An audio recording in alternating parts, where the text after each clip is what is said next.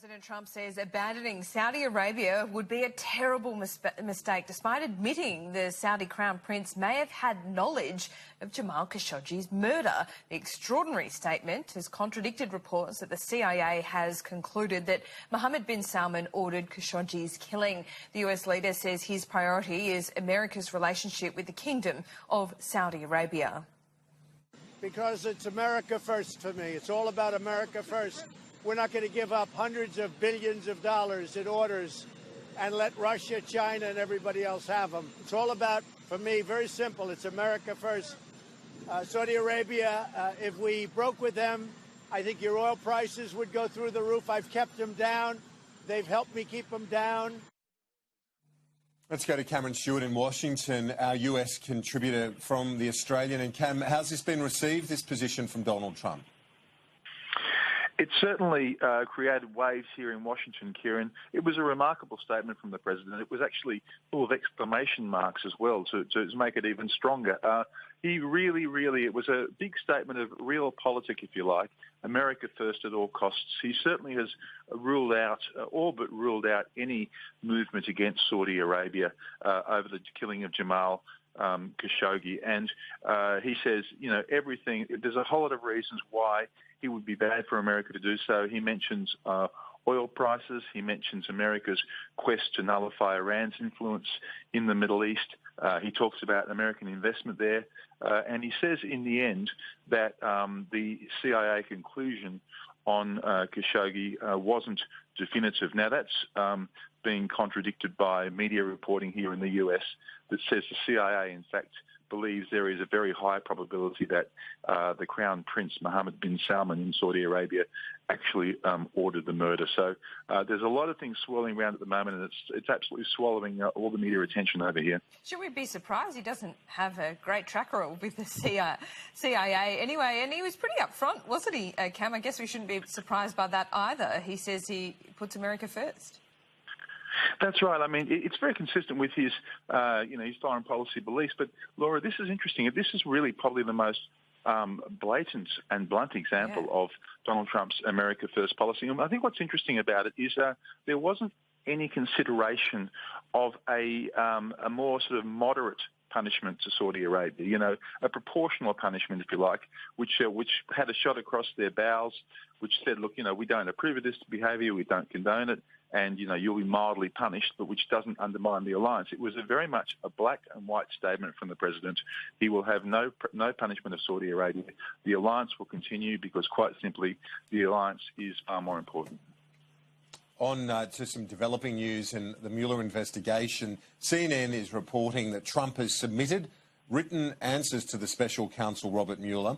And this is a quote from Jake Sekulow, the counsel to the president. He says, the questions presented dealt with issues regarding the Russia-related topics of the inquiry. The president responded in writing.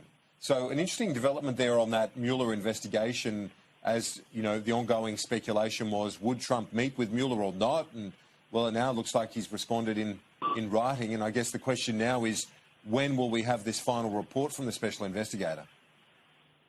That's right, Kieran. What's interesting about this is that Donald Trump has answered questions relating to the involvement of the Trump campaign with Russian officials during the 2016 campaign. But the written questions did not go to the issue of obstruction of justice, which is another aspect of the Mueller investigation. Robert Mueller wanted to sit in front of the president himself, have a face-to-face interview on the question of obstruction of justice. So that the fascinating issue now will be that now that Mueller has got these written answers to those questions on the Russian aspect of the investigation, will Mueller seek to subpoena or at least request a face-to-face interview with the president on the issue of obstruction of justice? And just going to ask you about Ivanka Trump. Is she in trouble over her emails? Well, it's a good question. The president certainly today really played down, or he tried to describe the differences between what he said was Hillary Clinton's misuse of emails and Ivanka Trump. He said that Ivanka Trump never sent classified emails, and she didn't destroy those emails herself. That was the distinction he made, but it's not a great look for Donald Trump. I mean, you know, crooked Hillary was the line he used to talk about the email abuse that she did. Ivanka Trump claims that she didn't really know the rules and she wasn't, just aware of them, so it was an innocent mistake. But certainly it doesn't play particularly well for Donald Trump. But he did his best today to try and play it down before he flew off to Mar-a-Lago in Florida for his Thanksgiving break. Your piece in The Australian today in relation to Nancy Pelosi was interesting, Cameron, because there's been a push from the Democratic congressional elements of that party wanting to replace her as their leader in the Congress and the House, and to put someone else in as Speaker as a new face of their party. But it carries risks, such a move, doesn't it, to get rid of Pelosi? It certainly does, Kieran. The debate over whether Nancy Pelosi should continue as the Democrat leader, and of course she would be Speaker in the Democrat-controlled House, is something which reflects the sort of generational divide at the moment in the Democrats.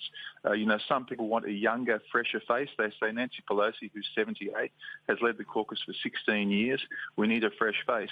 And so some of them are moving against her and quite possibly getting the votes to deny her the speakership. But the great issue and the great problem is there is no one of any profile whatsoever in the House on the Democrat side who looks equipped to take over from her. So it does run a risk, I think, of a little civil war amongst the Democrats, which is the last thing they really want at the moment when they're trying to focus on Donald Trump over the next 2 years.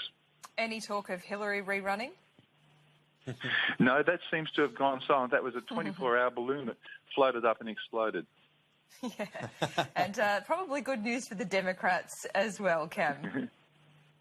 Absolutely, I think.